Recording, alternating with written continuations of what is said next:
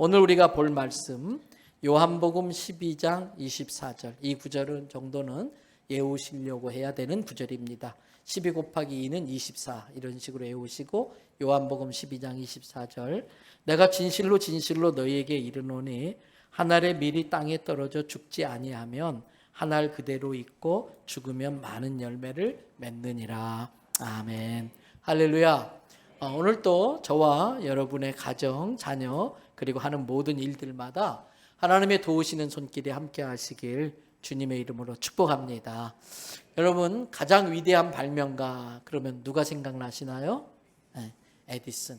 가장 위대한 발명가 하면 에디슨이 생각납니다. 우리가 이렇게 환하게 전등을 켜놓고 예배 드릴 수 있는 거, 이거 에디슨에게 감사하셔야 됩니다. 전구를 처음 발명한 사람이 에디슨입니다. 또 저의 작은 목소리를 저 4층 뒤에까지 들리게 만드는 이러한 시스템들, 이것도 에디슨에게 감사해야 됩니다. 축음기, 옛날 전축이라는 것을 처음 발명해서 이런 시스템까지 발전할 수 있게 한 분이 에디슨입니다. 또 이 뒤에 대형 화면이 이렇게 비춰지고 있는데 영화를 볼 수 있는 것, 처음으로 동영상으로 상영할 수 있도록 만든 사람이 바로 에디슨입니다.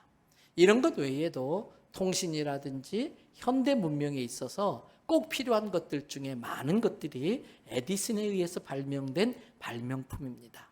근데 여러분, 에디슨의 어린 시절이 어떤지를 이미 잘 아시지요. 어린 시절에 너무 주의가 산만해서 학교에서 선생님이 에디슨에게 뭐라고 하냐면 정신없는 녀석이다. 온통 어지럽히고 사람을 혼란스럽게 만드는 녀석이라고 이렇게 부를 정도였습니다. 결국 에디슨은 더 이상 초등학교를 다니지 못하는데 에디슨이 초등학교에 다닌 지가 얼만큼인지 아세요? 3개월 다니고 학교에서 퇴학을 맞습니다. 에디슨의 어머니가 돌아가신 후에 에디슨은 어머니 서랍장에서 잘 접혀져 있는 편지를 한 통 발견하게 됩니다.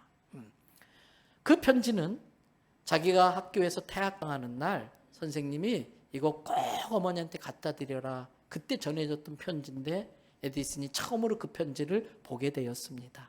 그 편지엔 이런 내용이 있었습니다. 기댁의 아들은 너무나 부잡스럽거나 정신적으로 문제가 있는 것 같습니다. 더 이상 학교에서는 가르칠 수 없으니 내일부터 학교에 보내지 마시기 바랍니다. 퇴학 통보 편지를 에디슨이 그날 본 겁니다. 에디슨의 어머니는 이 편지를 받고 직접 에디슨을 가르칩니다. 에디슨이 무엇을 하든지 늘 지지해주고 응원해주고 100% 신뢰하면서 계속해서 칭찬하고 격려해줍니다. 그렇게 해서 위대한 에디슨이 성장하게 되는데 에디슨은 그 편지를 읽고 몇 시간 동안을 웁니다. 그리고 그날 일기에 이렇게 적어 놓았습니다. 토마스 에디슨은 문제가 있는 아이였으나 영웅이신 어머니를 통해 세계의 천재가 될 수 있었다.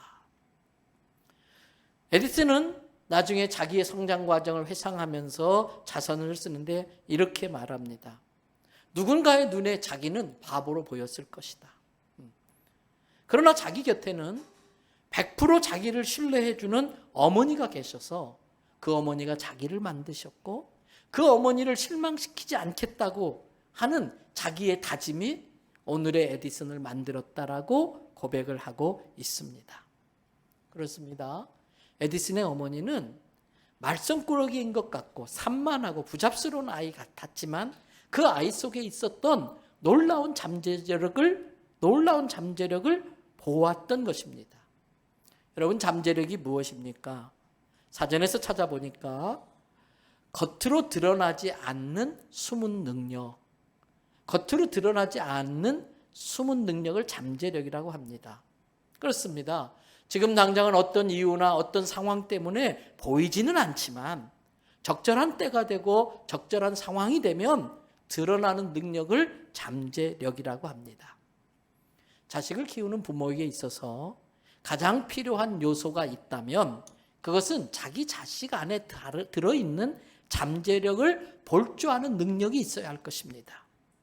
에디슨의 어머니는 에디슨 안에 있는 잠재력을 보았고 에디슨으로 하여금 그 잠재력을 스스로 발견해서 마음껏 그걸 활용할 수 있도록 도와주었기 때문에 그런 위대한 발명을 할 수 있었고 위대한 발명가가 어머니의 도움으로 될 수 있었던 것입니다. 사도 바울은 고린도전서 15장 37절 38절에서 이렇게 말합니다. 37절을 보십시오. 또 우리 같이 한번 읽어볼까요? 또 내가 뿌리는 것은 장래의 형체를 뿌리는 것이 아니요 다만 밀이나 다른 것의 알맹이 뿐이로되 하나님이 그 뜻 36절 하나님이 그 뜻대로 그에게 형체를 주시되 각 종자에게 그 형체를 주시느니라. 우리가 씨앗을 뿌릴 때는 그 씨앗이 자라서 만들어지는 형체를 뿌리는 게 아닙니다. 그 형체는 지금 당장 볼 수 없습니다. 그저 작은 알맹이 하나를 뿌릴 뿐입니다. 그러나 조건과 환경이 갖추어지면 하나님께서 정해주신 형체대로 그 씨앗은 뿌리를 내리고 줄기를 터서 하나님이 정해주신 형체대로 모양을 드러내고 열매를 맺게 되는 겁니다. 사과씨는 사과나무의 형체로, 포도씨는 포도나무의 형체로 자라는 것을 볼 수 있습니다. 그렇습니다. 씨앗 속에는 하나님이 정해주신 형체를 만들어낼 수 있는 놀라운 잠재력이 그 안에 담겨져 있는 것입니다. 그래서 시편 기자는 우리가 잘 아는 시편 126편 5절 6절에서 이렇게 고백합니다. 씨를 뿌리는 그 과정은 참 힘들고 눈물을 흘릴 수밖에 없지만 그럼에도 불구하고 눈물을 흘리며 씨를 뿌려 놓으면은 어떻게 된다고요? 기쁨으로 거둔다는 거예요. 6절에 울면서 씨를 뿌리는 자는 반드시 기쁨으로 그 곡식단을 가지고 돌아온다라고 이야기하고 있습니다. 여러분 그렇습니다. 지금 내 모습이 눈물을 흘릴 수밖에 없는 초라한 모습일 수 있습니다.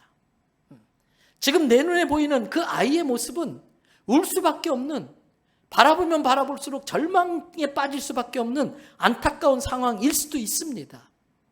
그럼에도 불구하고 믿음은 그 초라한 모습 속에서 하나님이 심어놓으신, 하나님이 약속하신 형체를 보는 것이 믿음인 것입니다.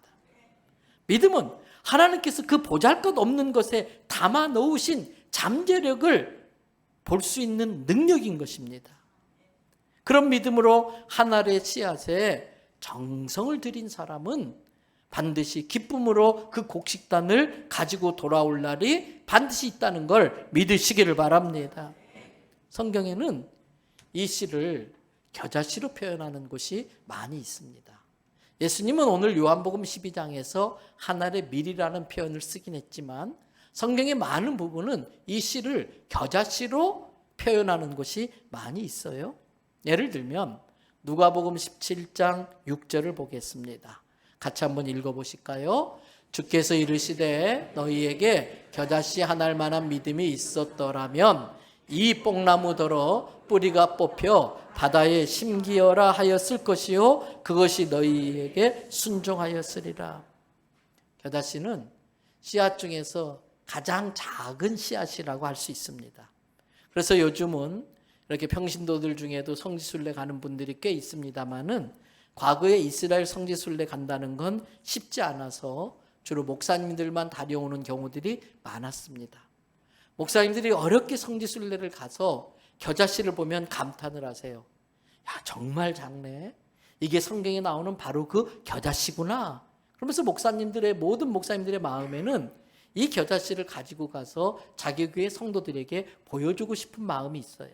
그래서 이 겨자씨를 소중하게 싸가지고 옵니다. 나중에 짐을 풀러보면 겨자씨가 어디 갔는지 찾을 수가 없습니다. 그래서 못 보여줘요. 그리고 어쩌다가 정말 잘 간직해가지고 가져와가지고 어떤 목사님이 그걸 성도들에게 이게 성경에 나오는 겨자씨입니다. 손바닥에 올려놓고 겨자씨입니다 하는 순간 날아가 버려요. 그 정도로 작아요. 예수님은 일부러 가장 작은 겨자씨를 예를 들면서 믿음의 잠재력을 말씀하세요. 너희의 인생을 가로막는 큰 뽕나무가 있을 것이다. 이 겨자씨와 뽕나무를 지금 비교하시는 거예요. 너희 인생을 가로막는 큰 뽕나무가 있을 거야. 그러나 너희 안에 이 겨자씨만한 믿음만 있다고 한다면 그건 놀라운 잠재력이 있는데 네 인생을 가로막는 이 뽕나무를 뽑아서 바다에 던지우는 능력이 그 안에 있어 라고 말씀하시는 거예요.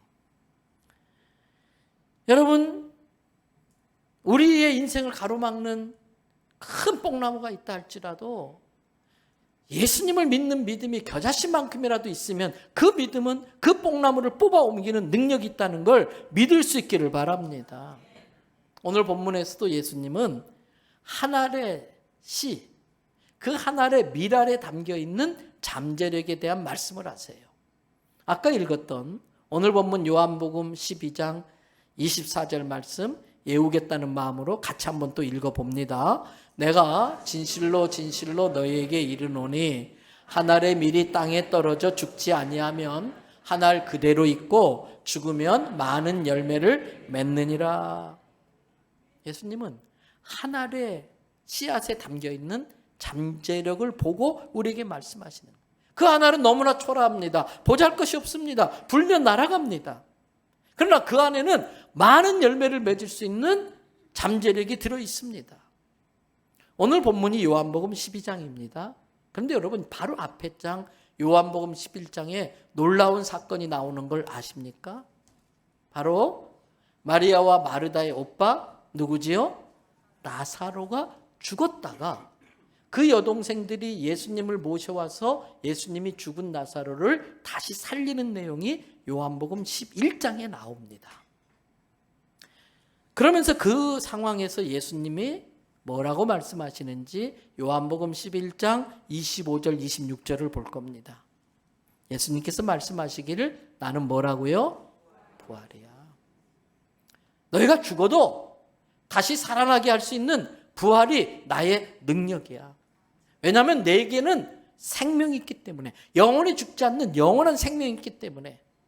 그래서 너희도 나와 같은 믿음을 가지면 나를 믿는 자는 죽어도 살 것이고 26절 무릇 살아서 나를 믿는 자는 영원히 죽지 아니하리니 이것을 내가 믿느냐 그랬어요. 그런데 예수님의 말씀 중에 뒷부분에 이것을 내가 믿느냐 이렇게 확인하는 경우는 많지 않아요. 그런데 여기에서 예수님이 이것을 내가 믿느냐 한 번 더 꼭 집어서 말했어요. 왜? 예수님이 부활이고 생명이어서 예수님을 믿는 자는 죽어도 살고 살아서 믿는 자는 영원히 죽지 않는다는 걸 믿는 게 쉽지 않기 때문에 그래요. 그걸 믿는 게 쉽지 않기 때문에 예수님이 확인 차원에서 그런데 이렇게 믿기 어려운 이것을 너는 믿겠니? 물어보시는 거예요. 여러분, 예수님은 요한복음 11장에서 죽은 나사로 썩어서 4일이나 지나서 시체 썩는 냄새가 날 수밖에 없는 상황에 있던 그 나사로를 살려내시는 것을 통해서 그 다음 장 12장에서 예수님이 하시는 한 알의 밀이 땅에 떨어져 죽으면 많은 열매를 맺는다는 걸 나사로를 통해서 보여주신 거예요. 그리고 요한복음 12장은 그 시기가 십자가 죽음을 6일 앞두고 있는 때입니다. 십자가 죽음을 6일 앞두고 있는 그 예수님이 무슨 말씀을 하셨을까? 내가 지금 한 알의 밀이 돼서 십자가에서 나를 심을 거야. 십자가에서 내가 죽음으로 나를 심을 거야. 그런데 내가 분명하게 말하는데 이 밀알이 땅에 떨어지지 않고 죽지 않으면 한 알 그대로 있지만 이 밀알이 땅에 떨어져 죽으면 많은 열매를 맺느니라. 지금 그 이야기를 하시는 거예요. 자기 십자가 죽음을 이야기하는 거예요. 확인해 보겠습니다. 요한복음 12장 23절부터 25절입니다. 예수께서 대답하여 이르시되 이제 인자가 십자가에서 하나님의 뜻을 성취시킴으로 영광을 얻을 때가 다가왔구나. 24절 내가 너희들한테 진실을 알려줄게. 이 한 알 밀을 잘 봐. 이거 그냥 있으면 한 알 그대로 있지. 그러나 이게 땅에 떨어져 죽으면 많은 열매를 맺는데 그걸 볼 수 있어야 돼. 이 밀알이 담겨져 있는 잠재력을 볼 수 있어야 돼. 25절 이걸 믿지 못해서 자기가 자기 생명을 지키겠다고 자기를 심지 못하는 자는 오히려 자기 생명을 잃어버릴 거야. 그러나 이 세상에서 자기 생명을 미워해서 하나님의 뜻을 위해 자기 생명을 심는 자는 영생토록 보존되어질 거야.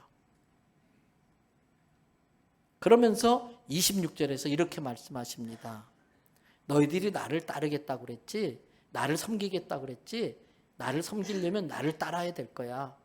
Follow me. 나를 따라라. 나를 섬기는 자는 내가 있는 곳에 있을 것이고, 사람이 나를 섬기면 내 아버지께서 그를 존귀하게 만들어 주실 거야. 예수님이 자기의 십자가 죽음과 부활로 샘플이 되어 주셨어요. 그리고 내가 설령 예수님이 아니더라도, 내가 나사로 같은 인간이라도 예수님의 생명이 내게 역사하시면 나도 나사로처럼 부활할 수 있다는 걸 보여주시고 이 말씀을 하신 거예요. 그리고 이 말을 너희가 믿을 수 있겠니? 그 말씀하시는 거예요. 그러면서 너희가 이 말을 믿고 나를 섬기기 위해서 내가 간 길을 따르면 너희는 존귀하게 될 거야. 그러면서 사도 바울은 하나님께서 존귀하게 만드신 예수님의 모습에 대해서 우리에게 빌립보서 2장 6절부터 11절에 이렇게 전해주고 있어요. 빌립보서 2장 6절을 보세요. 그는 원래부터 근본 누구셨다? 하나님의 오리지널, 하나님의 본체이셨다. 그런데 그 하나님으로서 누릴 수 있는 기득권, 여러 가지 특권, 여러 가지 권세, 이 동등됨을 다 포기하셨다는 거예요. 그러면서 7절, 오히려 자기를 다 내려놨어요. 비웠어. 그리고 대신 거기에다 뭘 채웠어요? 종의 형체를 채우신 거예요. 사람으로 오셔서 종의 형체를 채워가지고 8절, 자기를 낮추는데 어디까지 낮췄어요? 십자가에 자기를 심기까지. 십자가에 죽기까지 하나님의 계획과 뜻과 명령에 복종하셨다는 거예요. 그랬더니 그걸로 끝이 아니라 8절 보세요. 하나님이 그 예수님을 어떻게 했다? 8절. 하나님이 그 예수님을 그냥 높인 게 아니에요. 지극히 높여서 모든 이름 위에 뛰어난 이름을 주셔가지고 그 이름이 딱 선포되어지면, 그 이름이 불려지면 10절. 하늘에 있는 자들과 땅에 있는 자들과 땅 아래에 있는 자들로 모든 무릎을 어떻게 했어요? 예수님의 이름 앞에 무릎 꿇게 했다. 그리고 11절. 모든 입을 열어서 예수님이 주인이십니다. 예수님이 하나님이십니다. 예수 그리스도를 주라 시인해서 하나님께 영광을 돌리게 만들어 주셨다는 거예요. 여러분, 셰익스피어가 들어오니까 그 방에 있던 모든 사람들이 그 위대한 작가 셰익스피어에게 존경을 표하기 위해서 무릎을 꿇었어요. 그때 셰익스피어가 그런 이야기 합니다. 만일 이 방에 예수 그리스도께서 들어오신다면 저는 무릎을 꿇는 정도가 아니라 그분 발 앞에 납작 엎드려서 그분의 발에 입을 맞추겠습니다. 역사상 있었던 수많은 황제들과 왕들과 대통령과 총독들, 우리가 존경하는 수많은 위대한 인물들이 예수님의 이름 그러면 꼼짝을 못했어요. 예수님의 이름 그 이름 앞에 무릎을 꿇고 엎드려서 존경을 표하는 분이 예수님이셨어요. 하나님이 예수님을 그렇게 만드셨어요. 그런데 여러분, 이 빌립보서 2장에 사도 바울이 봤던 그 예수님의 존귀한 모습에 대한 이 설명, 이 내용이 어디서 많이 본 것 같지 않나요?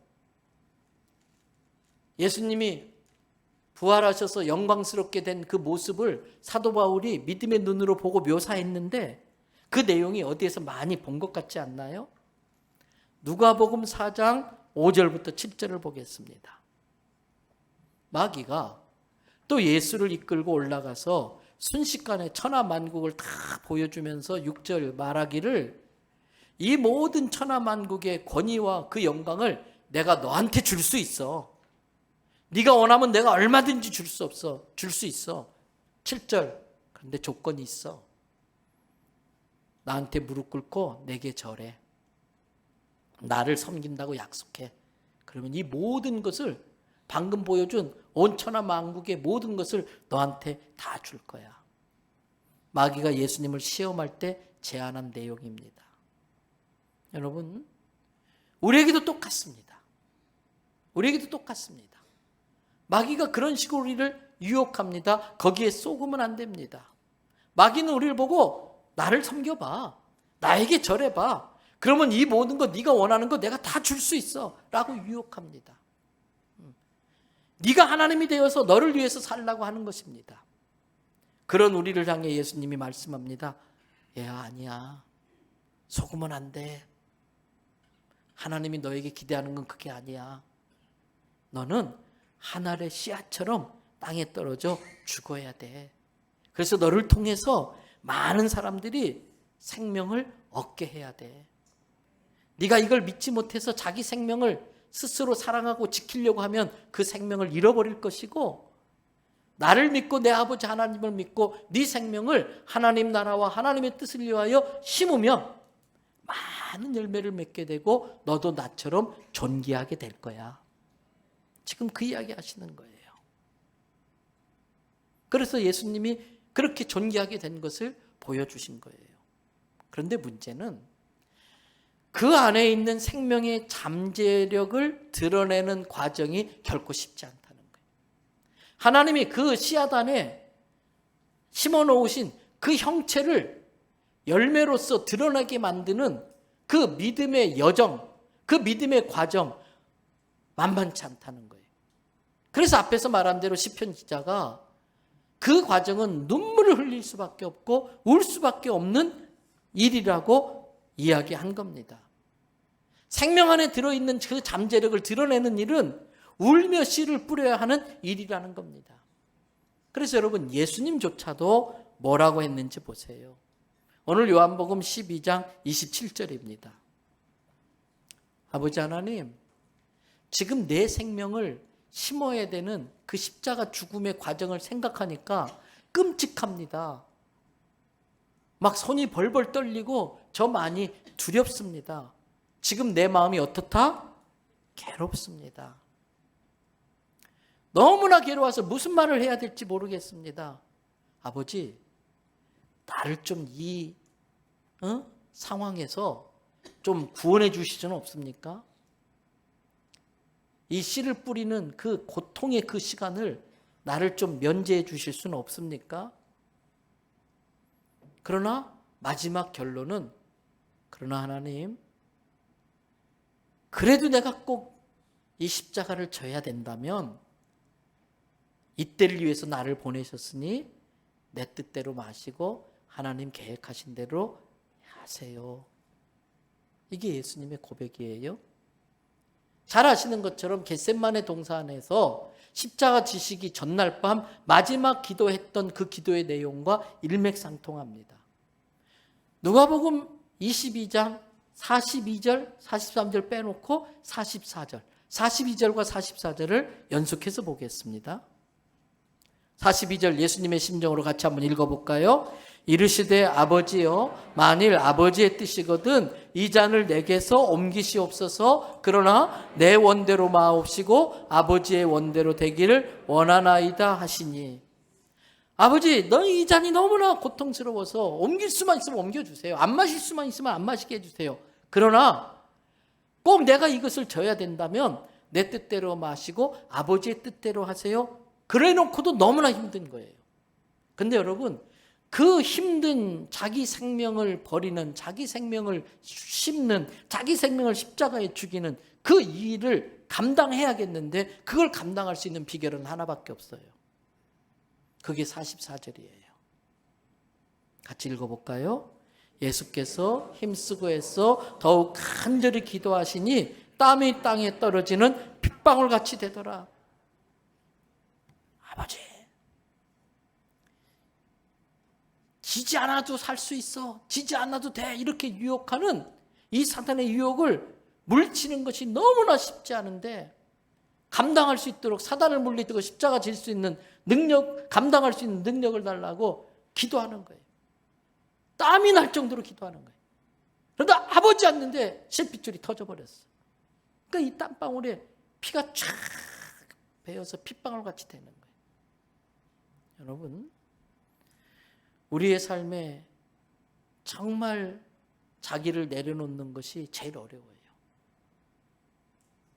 자기의 자존심도 내려놓고 자기의 고집도 내려놓고, 그걸 더군다나 사탄은 부추겨요. 그러나 그 사탄의 부추김에 넘어가면은 그 순간 지옥이 돼버려요. 그때 정작 해야 될 것은 하나님 앞에 엎드리는 거예요. 하나님, 정말 대책 없어 보이고 어떻게 저 사람하고 계속 살아가야 되나 막막할 때에 저 십자가 질 수 있는 힘을 내게 주십시오. 지금 내 아이의 모습은 많은 장애를 갖고 있고 정말 보잘것없고 조롱당하기 쉽고 정말 대책 없는데, 이 아이를 이 세상에 보내신 하나님의 뜻이 있을 줄 믿습니다. 내가 이 아이에게 있는 그 하나님이 심어놓은 아름다운 형체를 볼 수 있는 눈을 주시고, 이 아이의 십자가, 아이라고 하는 십자가를 질 수 있는 힘과 능력을 내게 주십시오. 이렇게 매달려 기도하는 것 외에는 감당할 수가 없어요.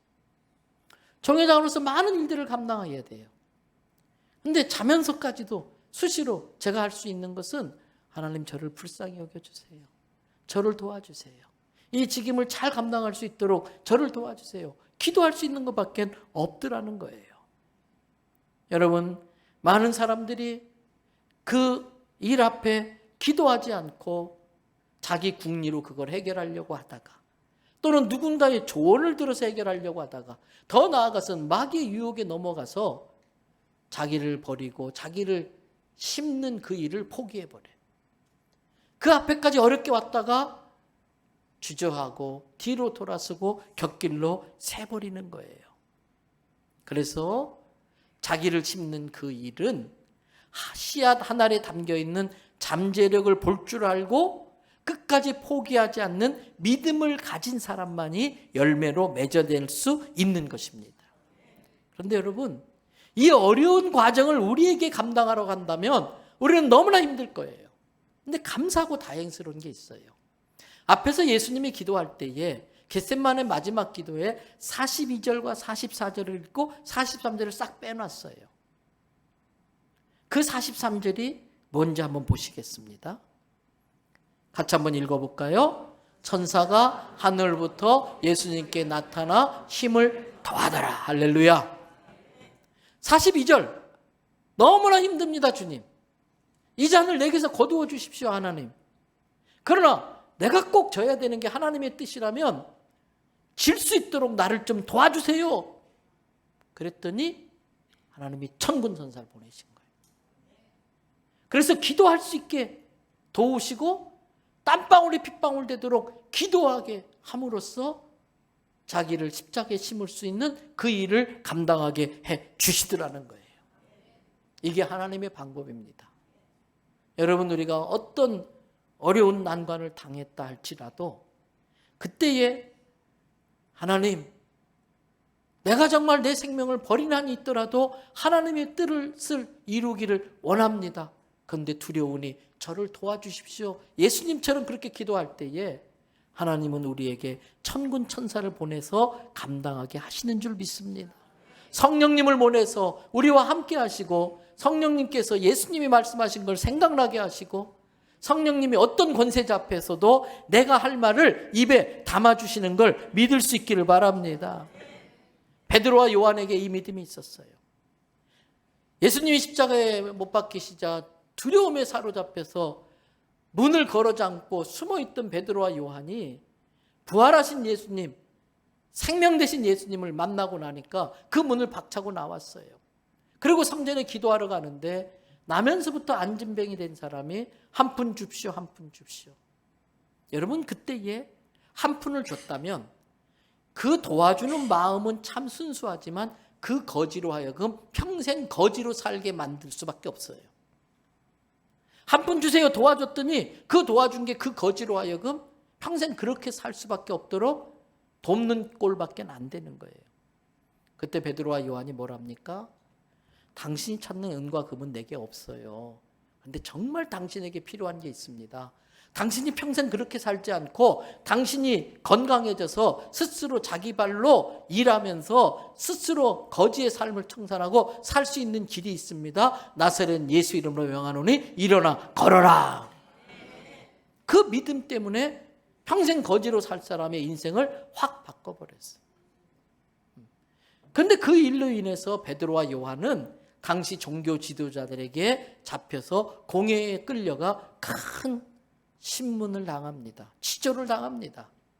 그리고 그 당시 종교 지도자들이 베드로와 요한에게 엄하게 경고합니다. 뭐라고 경고하는지 사도행전 4장 18절에서 20절을 보세요. 베드로와 요한을 불러 경고하되 앞으로는 절대 예수의 이름으로 어떻게 하라고요? 말하지도 말고 가르치지도 말라. 그랬더니 베드로와 요한이 뭐라고 대답했을까? 19절 보세요. 여보시오, 내가 지금 하나님 앞에 있습니다. 하나님이 나를 지켜보고 있습니다. 내가 지금 하나님 앞에 서 있는데 당신들의 말을 듣는 것이 하나님의 말씀을 듣는 것보다 더 옳은가 한번 생각 좀 해보시오. 내가 지금 하나님 앞에 서 있는데 어떻게 당신들의 말을 듣고 내가 보고 들은 것, 하나님이 내게 맡겨주신 사명, 예수에 대한 말씀을 전하는 걸 입 다물라고 하는 게 옳은지 한번 생각해 보시오.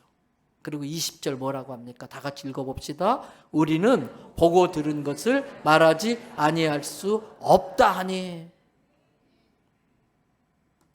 사랑하는 성도 여러분, 우리 안에 있는 믿음의 잠재력을 믿고 세상의 어떤 권세 앞에서도 담대하시길 바랍니다.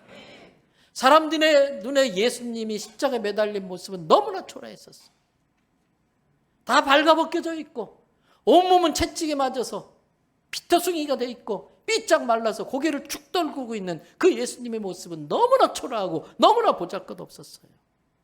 그러나 그것이 끝이 아니었어요. 십자가에 매달려 있는 그 시간은 눈물로 씨를 뿌리는 시간이었어요. 눈물로 씨를 씹는 시간이었어요. 그리고 그 시간을 믿음으로 이겨낸 다음 예수님이 보여주신 마지막 진짜 모습은 앞에서 봤던 빌립보서 2장 9절부터 11절의 말씀. 다시 한번 확인한다면 이러므로 하나님이 예수를 지극히 높여 모든 이름 위에 뛰어난 이름을 주사 그 이름 앞에서 10절 하늘에 있는 자들과 땅에 있는 자들과 땅 아래에 있는 자들로 모든 무릎을 예수의 이름 앞에 꿇게 하시고 11절 그들이 입을 열어서 예수 그리스도가 구세주이십니다. 예수님이 나를 구원하실 구세주이십니다. 시인함으로 하나님께 영광을 돌리게 만드시더라는 거예요. 그게 예수님의 마지막 모습이에요. 이것을 하나님은 이사야 선지자를 통해 구약의 예언으로 약속하셨어요. 이사야서 53장 10절과 11절을 보니까 여호와 하나님께서 예수님에게 상함을 받게 하시기를 원하사 질병과 고통을 당하게 하셨는데 그것은 그의 영혼을 속건제물로 받기 위함이다. 그래서 속건제물로 자신을 드리게 이르면은 그 속에서 씨를 보게 되는데 그 씨로 인해서 이루어지는 날은 길 것이요 그의 손으로 여호와께서 기뻐하시는 뜻을 성취시킬 씨라는 거예요.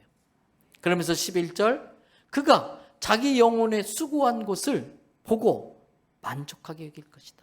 십자가에서 자기 영혼의 수고한 것으로 자기 생명을 씨앗으로 심는 것을 통해서 맺어진 그 열매를 보고 만족하게 여길 거라는 거예요. 그러면서 나의 의로운 종 내 아들 예수가 하나님을 아는 자기 지식으로 많은 사람들을 의롭게 하고 또 그 많은 사람들이 의롭게 하도록 자기 생명을 십자가에 심어서 모든 죄악을 친히 담당하게 하셨다는 거예요. 이제 말씀을 마칩니다. 지난 8월 31일이 우리 교회가 이 땅에 개척되어져서 53년째 되는 예배를 드린 날이었습니다. 그때 우리 교회의 시작의 모습은 세상 사람들의 눈에 너무 초라해 보였을 겁니다. 너무 보잘것없고 배운 것 없는 것 보이는 그러한 세상 물정 모르는 아줌마 몇 명이 큰 집도 아니고 조그만 집에 안방도 아니고 건너방 하나 얻어가지고 그 좁은 방에서 예배를 드리면서 우리 교회가 시작됐어요. 8월 30일에 얼마나 덥겠어요. 마당에다가 그늘 가릴 수 있는 햇빛 가리는 천막 하나 쳐놓고 거기서 예배 드렸어요. 지금은 그 자리에 롯데 캐슬 아파트가 들어서서 흔적도 없이 다 사라졌었어요. 여러분 그때의 모습을 한번 보실까요? 사진 한번 띄워주시죠. 많은 사람들이 아까 그 사진 앞에 사진 많은 사람들이 저걸 보면서 저런 교회가 얼마나 가겠나, 저렇게 해서 교회가 되겠나 염려도 하고 심지어 조롱도 했을지 모르겠어요. 그런데 이분들 안에 하나님이 심어놓은 놀라운 잠재력이 있었어요. 어떤 누구고 사랑하고 섬기는 잠재력이 그 안에 있었어요. 저기에 계신 가운데 돌아가신 김복순 권사님이라는 분은 이 교회를 부흥시키기 위해서 그 동네 사람들이 장례만 나면은 가서 시신을 직접 닦고 염을 해주는 일을 하면서 전도를 했다고 그래요. 어떤 상황 속에서도 감사하고 힘들면 힘들수록 더 예수님 앞에 매달려서 기도하는 잠재력이 그들에게 있었어요. 보이는 교회의 모습은 학구방 같고 초라해 보이지만 하나님 나라를 꿈꾸면서 자신들의 집을 팔아가면서 교회를 섬기는 믿음의 잠재력이 그들에게 있었어요. 그러면서도 그들은 오직 예수님만 드러내고 자신들은 이름도 없이 빛도 없이 숨는 잠재력이 있었어요. 그 교회가 넘겨보실까요? 이분들의 헌신과 기도로 오늘까지 오게 된 거예요. 계속 넘겨보세요. 아마 경주 천마총에 야유회 가신 것 같아요. 아마 어버이날이겠죠? 빨간 카네이션 꽂고 우리 돌아가신 권사님들이 저기 많이 계시네요.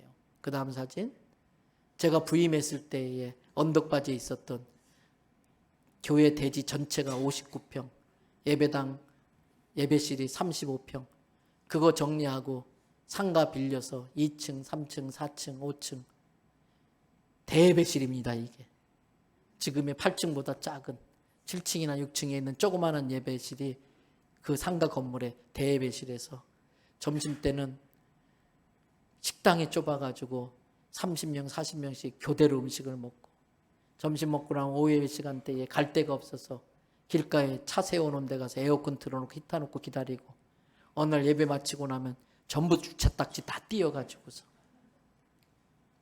여러분 저분들의 헌신과 섬김과 봉사와 희생이 있어서 오늘의 대연 성결교 공동체가 있을 수 있는 겁니다.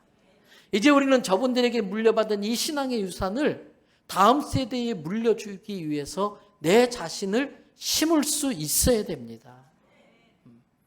사랑하는 성도 여러분, 예수님을 생명으로 품고 신앙생활 하시기 바랍니다.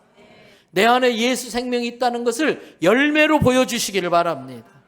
그 열매로 보여주기 위하여 그 안에 있는 잠재력을 믿음의 눈으로 보고 눈물로 나를 심을 수 있기를 바랍니다. 울며 씨를 뿌리면 반드시 기쁨으로 거두는 날이 온다는 것을 믿으시기 바랍니다. 자기의 생명을 사랑하는 자는 잃어버립니다. 그러나 이 세상에서 자기 생명을 하나님 나라와 하나님의 뜻을 위하여 심는 자는 영원토록 살게 되고 하나님이 그를 존귀하게 여기실 것입니다. 끝으로 신약성경의 마지막 부분에 나오는 요한계시록 21장의 앞부분 1절, 2절 두 개 구절과 맨 마지막 26절, 27절 두 개 구절을 한번 보고 기도하겠습니다.